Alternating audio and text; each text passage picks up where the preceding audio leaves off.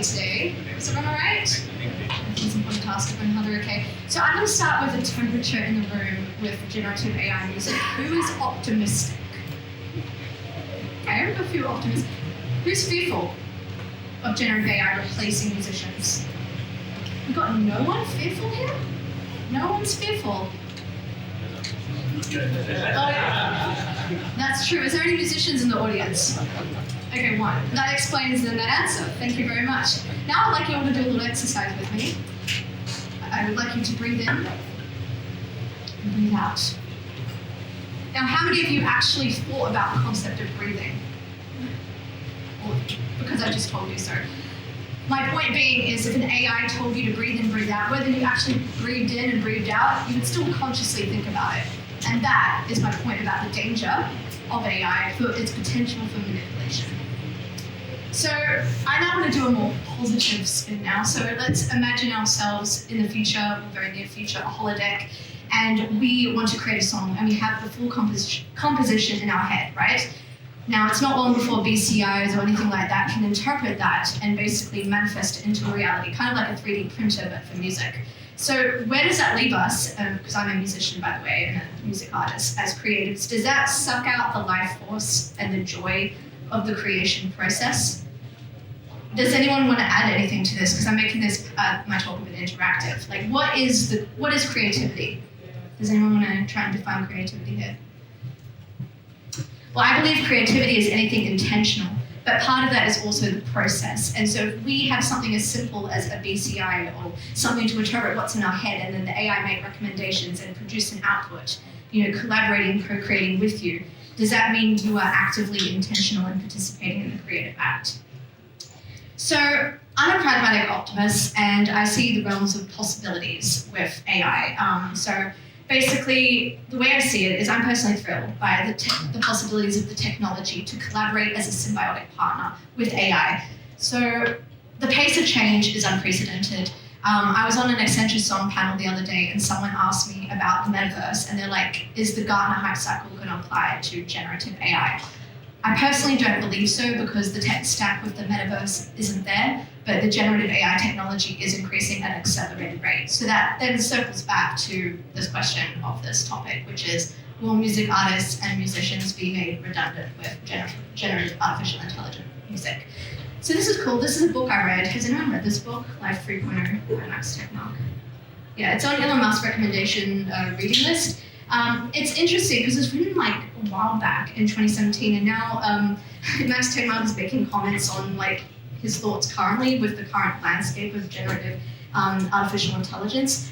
But basically, they open with a fictional chapter of this group called the Amigas, and they create a super intelligent AI called Prometheus, and it's meant to be this super intelligent artificial intelligent entity that can make as much money as possible and control the world. But the difference with that was a private company, whereas we're seeing things like OpenAI being more open source. So that's why Max Tegmark was commenting on that book. But how does this all relate to music? Well, I will get to that in a second, because I am going philosophical here. But basically, after I read that book, I wrote an editorial piece for EDM.com, which is a major electronic dance music outlet. And my title of my topic was, Can Music Producers Peacefully Coexist with Super Sentient AI? That was the title of my editorial piece. It was purely fiction, but I was referencing this novel because it's about different possibilities for the future and which mindset that you opt in or choose to subscribe to. And this relates to my project. Hi, I'm Samantha Tauber, and this is my character, Vinci. So since 2017, I have been creating multimedia IP based around this fictional super sentient AI being called Vinci. And I kind of joke to people that like it's a bit of like Hannah Montana, Miley Cyrus mode, like I'm right now Miley and this is my character. So everyone kind of recognizes this character in virtual reality, but I'm the one piloting this character. And how do I pilot this character? I use tools such as motion capture. But now, this is super interesting because now we're facing generative AI avatars. So where do I want to take this project with natural language processing and having access to territories and languages that I could never have access to before? But look, I'm sure you will come to this talk today to hear about generative AI music, but my whole approach to my project is so much more cohesive than that, and that's why I'm sitting here today. because I'm building a franchise based around this character. And so why do I call my artist Project Vinci? So basically it's inspired by Leonardo da Vinci and his approach to being a polymathic. And I basically reinterpreted the words VNCCII, and then I basically read The Singularities there by Ray Kurzweil back in 2017. And I was seeing the approach of the technological singularity. And I was thinking a lot of thoughts, as one would do, and having a bit of a dark night of the soul back in 2017 about where will this leave human artists and creatives when AI can do what I can do. And then beyond that, who will we be as future humans? Like, will we augment ourselves? Will we go through this symbiotic process, or will we be Luddites, or lash against this entire movement? And it's so interesting because there's movements like transhumanism and what it means to be a future human. So all these thoughts were bubbling in my mind when I was going to create this fictional character to be a superheroine called Vinci, who is a super sentient AI from the future, from the intergalactic galaxy. I won't give too much away. But here in this cover art image I made is really interesting because I put angel wings on her, and I wrote "at service to humanity." And here she is kneeling down, where it's very symbolic. And I just wanted to use this cover art image that I use for one of my songs to symbolize what my entire project stands for. She's kneeling here as a fictional AI being at service to humanity. And I think that's where I want to be perceived with not only this project, but where I'd like to see the culture of AI go with humans, being at service to humanity and work as a partner, not taking over our sense of being. And so here, a Yahoo article talked about my project and said the digital component of Vinci's artistic identity is expanding the borders of the artistry. And so I just wanted to give a bit of context in case you haven't heard about my project before I get into more the theoretical of generative AI music and how I'm applying it to my project. So this is my character, and I also do a show called Future Humans where I talk about tech trends live as my avatar, utilizing motion capture. And it's a music video I made, and now I'm going to do something to play it.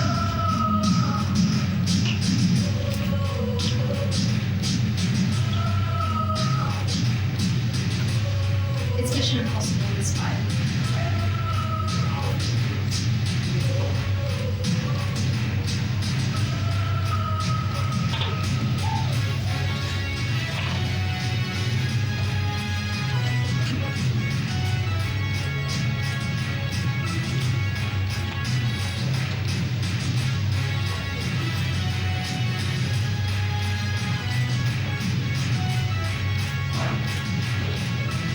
I made this during lockdown.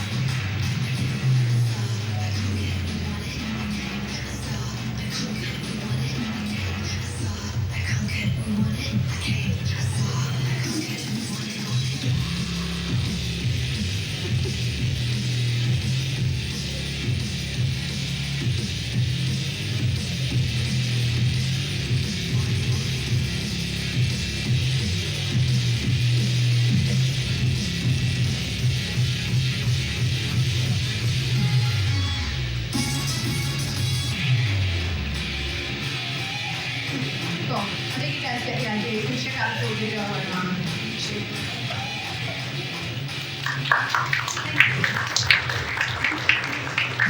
Oh, don't want to do that. Oh, it just kind of goes. Okay, so this, I'm talking to Mike Pell. He's from Microsoft Garage. Actually, I thought you mentioned that, Mike, because I'm writing a novel right now, and we've been thinking about what you were saying about smart information. I remember you referenced the Hamlet, flow immersive, and all of that, and how to make something from static to dynamic and all that. And so of course there's other characters and 3D avatars and all of that. And I always had in my mind, they've done it for a long time, the gorillas and all that, but the concept of maybe whether I want to make it the other characters on stage with me, whether they will be artificial intelligent entities, or whether I would have a record label and I'd sign humans. But these are things that I think about. It's really fun. Yeah, it's incredibly fun. As a creative, whether you're a painter or a musician or a writer or anything.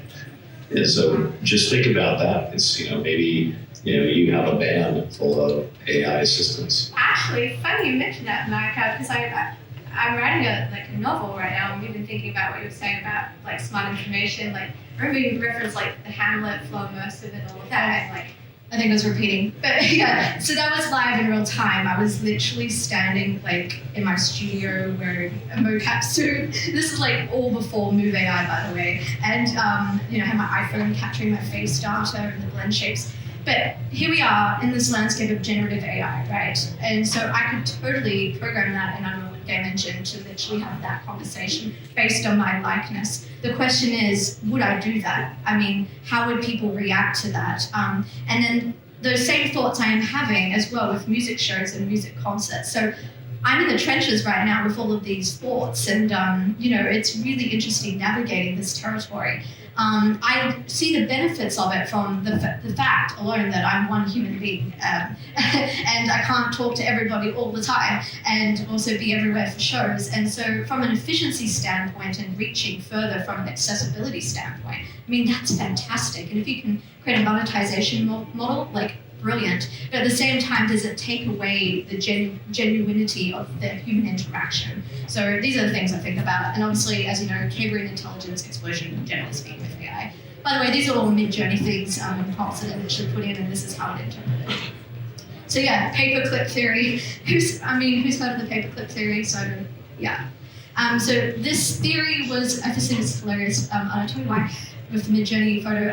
So Nick Bostrom, he's like an AI philosopher. And he was basically doing this thought experiment that if you program the AI to make as many paperclips as possible, and that was the only outcome, nothing about how to get to that final process, it could literally destroy humans and any substance, and you'd be left with a pile of paperclips. But it's ironic because that's like an AI face on top of a pile of paperclips, which I think it's funny that Mid-Journey interpreted it that way. But it really goes to show you about our intentions with this technology, and even recently with drones and simulation with military, same proof. I'm sure you know about that in the media, but I digress from music. So what makes us fundamentally unique and special as humans? I mean, this is the age-old question when it comes to creativity. And it's so funny because I'm in the space of the metaverse as well.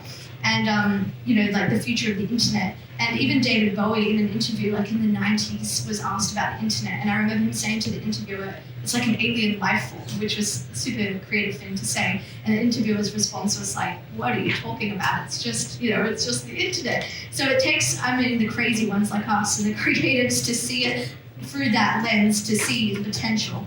So are we planning our redundancy as creatives? Or are we entering this new golden age, or what I call a new digital renaissance? So yeah, creativity.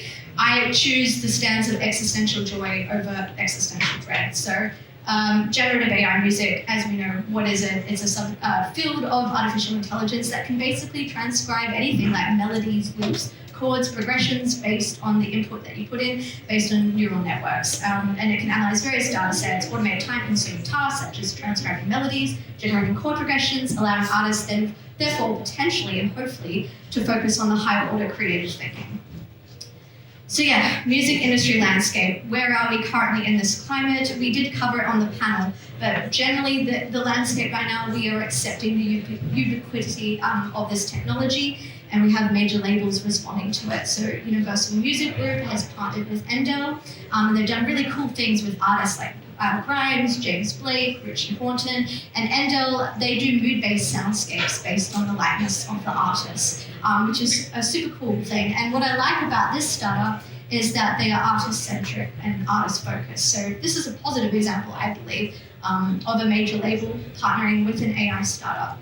And then we have Warner Music Group investing in LifeScore. LifeScore is a startup that creates music to adapt to the tastes of listeners through AI and to harness the potential for creative breakthroughs. So, intellectual property. I love this image of the chessboard because it's like, how do we innovate the pipeline of innovation, and how does the law catch up with technology? And as I mentioned earlier in the panel, different jurisdictions are responding differently to this concept of copyright. And I even alluded into the panel before, can an AI consciously rip another artist off? Will it have a conscious? It's kind of like the difference between manslaughter and murder. These are all things to think about. And different generative AI music companies and tools. I've used a few of them. We have Amber Music and Juke Deck, which creates music tracks from pre-recorded samples by leveraging AI algorithms, and it helps artists create royalty-free music. We have Ava, which is pretty cool. It composes soundtracks for ads, video games, and movies by AI. There's Soundful, which is also royalty-free background music. And then I'm sure we all know about OpenAI, Deep Neural Network. Then Voice Mod, which is a real-time voice modulated changer leveraging AI. There's so many, as you can see, the whole suite of them. Boomy, Refusion, kind of like Stable Diffusion, but for music. Music Gen is a new one, so like literally recently. Oh, 1 minute already? Wow. Okay, Music Gen, Music LM. Okay, I'm gonna speed through this because I have no concept of time. Holly Herndon, really cool what she's done with her voice, licensing it. Ryan's really cool co-creation model with the community, 50% split with the master royalty rights. Then we have different streaming platforms respond differently. So Spotify might have a dedicated section to generative AI music. Deezer have responded differently and taken the position of like, we have the technology to see if any of the songs uploaded were done by AI and we remove them from the platform. And then TuneCore, they partnered with Grimes for her Elf Tech technology to distribute her fans' music that was made by generative AI through TuneCore. Yeah, I'm going to skip this because we don't have time. But yeah, redundancy, the opportunities. As you know, $2.6 billion market projected by 2032 for generative AI music. It's a huge number. Endless creative potentials for new soundscapes that you could never envisage. You know, seeing it as a symbiotic or sparring partner. The threats, of course, is will this homogenize music and basically take out the whole middle class of creators? I kind of liken it to a food analogy. It's like, will it create a new fast food industry? Or will we kind of go more to like nutrition and like human made at a premium and the way we create models around that? So what is the path forward? I mean, you can take the Luddite approach of like, I'm just going to ignore this technology, or you could take the techlash approach of being an activist against it, or you could work with the technology. And I think the best way is to become an AI value creator, and like, especially with your music, create your own data sets. You know, don't just be an AI user. I mean, it's the same with content creation in general. Are you just going to be a user of the platform or the startup? Or are you going to create your own data sets and models and be an active AI value creator? And yeah, and this is an image I made as well, because I liken this whole era that we're into, like this new renaissance. In fact, it's a song, it's an unreleased song. And this was a reference to Moses parting the seas, and I think it's ironic that she's a super sentient AI parting the sea. But the key thing is that this character, Vinci, is not here to save humans. And when I wrote the novel, the space AI opera novel based in the future, without giving the plot away, it's not about her saving anyone, which is different from a traditional Marvel superhero. It's about humans saving themselves. And that's the key moral message I just want to leave us all with. And yeah, you can scan my QR code and follow my website. Thank you, everybody.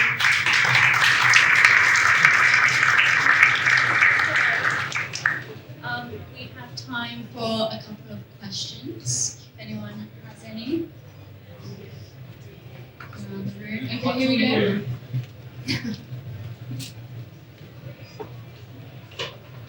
What tool you were using when you were doing the live talk at the time? What tools? Yeah. Unreal Game Engine, NDI for broadcasting, and at the time Rococo Suit. Then I went to Epson Suit because they gave me the suit. Now I'm playing with Move AI and there's a tool called ConvAI, ConvAI, which also generates generative AI outputs. I Phil, Production Factory. I'm just curious, so looking through your Instagram for Vinci, it's obviously still a lot of you in there, behind the scenes kind of stuff, and obviously the way algorithms have changed on Instagram. We've been told to do that more, show more behind the scenes, show more like how we make something as opposed to just product. I was curious, did you consciously make that decision to do that, or did you want to make something purely creative like Nico, for example? Yeah, that's a great question. I mean, I don't think about it. I think I wanted to establish that it's a real human being behind this project so people know that it's not created by a massive company in Japan or something with lots of money behind it, that there's a genuine human creating everything. Do you have a strategy around live performance and think of ABBA in the advertising, community building, how you interact with your fans? I love that question. Thank you for asking it. If you've heard of IPSOS do like future trend reports, the guy that writes it, he approached me like 2 years ago, and I was in the report with the virtual ABBA, which was very humbling because I'm an indie creator, I make all my music, multimedia. When I do my shows, to relate with you, I bring myself into it. So it's almost like cosplaying with motion capture and AI live, but I also have the LED screens behind as well. In terms of integrating the community, because my North Star is I'm building a franchise like a Star Wars, and there's a storyline to the music. It's going to feel like, well, the show already feels like a musical. The problem with my current show is that the audience are just like a normal audience, right? I'm not doing any tech to make them interactive and integrated. So when I have my next gig coming up this year, I'm actually thinking about employing generative tech to activate them live in real time with the audience. So if I give them a mission, like for my character, it'll generate on the screen at the same time. But if anyone has any ideas, would like to contribute, this is what I'm actively building. So one question from me, in terms of your competitors, you mentioned big brands, you and Vinci are sort of intertwined. Both you have Lisa and Michaela, where you've got a huge team, you've got different models, you've got sports personalities, singers, all funneling this one character that stays the same age, 16 years old, for years and years and years on end. How will you compete with those sorts of advertisers? That's a great question. I mean, little Michaela is not real, right? It's fiction. And plus the huge company runs behind it. So, I'm bringing people on the journey with me because I bring myself as a human on stage. And there's just something about doing a live music show and having eye contact with people and just not losing that. I mean, I love the project Little Michaela, but there's just something about having that blend. I hate the word digital, by the way. It's so overused in the media, but I don't know how else to describe it, but that is the project. I'm combining physical reality with the digital. Great, well thank you so much. That's all we have time for. Thank you. Round of applause for